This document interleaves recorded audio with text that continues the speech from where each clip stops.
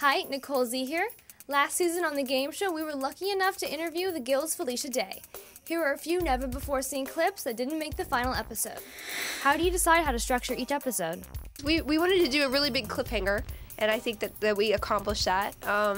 You know, I wanted to make the episodes on average a little bit, more story and a little bit longer and a little more complicated, and I think we accomplished that with most of the episodes this season, to make it feel, not like a short nugget, but just a full story, even if it is like 5 to 6 minutes. You have to assume that people are coming in the middle of an episode, and you have to, not assume that people know who each person is to each other, or their names, or anything, or what happened the episode before.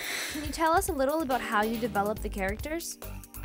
I try not to keep it. I try to, just in my head, like, where are these characters gonna go, and how would they talk to each other, and how do they relate to each other, and like a funny bit would be, something that I could put in there, like the Vork frying the bacon last season. It didn't really have anything to do with the guild leader or anything, but I remember a guy was frying bacon, or he was doing sausages or something, and I was like, what is that sound?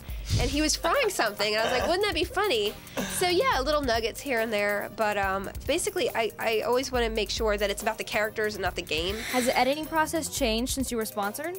And now we're on a one-a-week schedule because of this this sponsorship, which is great, but it's a lot to keep up with to try to make, this and roll them out. So basically it's been living in my house, and we've eaten a thing of jelly beans this big.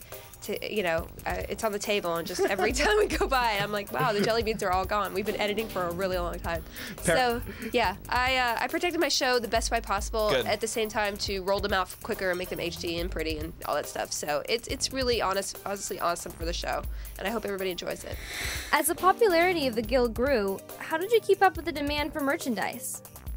We actually converted our store, because for every DVD that was sold, up to almost like a couple thousand of them out of my house, I was packaging every single one of those. Me and sometimes a volunteer and my producing partner, Kim Evie, we were literally packaging and filling out customs forms all over the world. And I was really dumb, and I shipped all around the world for like free at first, so that was a learning curve. Anyway, so Jinx.com has taken over our DVDs. Rock on. And they have really good shirts. We have another shirt coming out soon that's really, really cool. And we have the new logo on there with Jinx shirts. So thank goodness. We don't really have a store now, but that's interesting. We're gonna do a lot of conventions though. So we're gonna have our picture at conventions and signing, because I like to meet fans. I love doing conventions. They're so much fun. What are some of your favorite moments or episodes of the Guild? And it's when they're all in the booth. And Vork's cheese monologue is like my favorite thing I've ever will write, I think. It was so funny.